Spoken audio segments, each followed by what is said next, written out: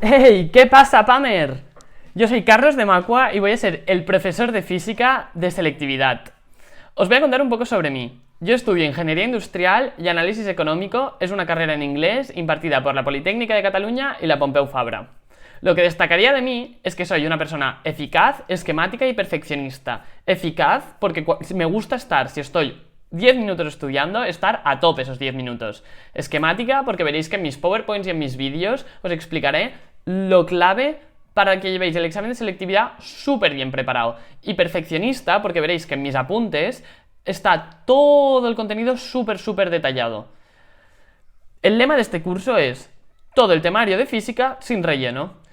Y el lema que yo siempre transmito a mis alumnos es: el trabajo duro siempre tiene su recompensa, pero tendréis que trabajar, es la única condición que os doy.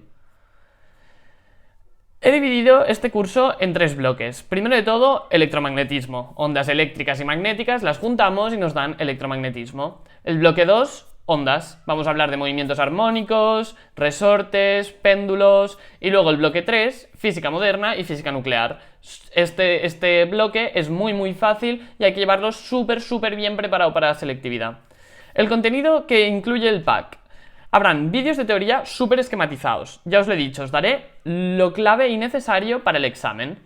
Luego vais a tener vídeos de resolución de ejercicios por tema y exámenes completos resueltos. Sobre todo los últimos años de selectividad.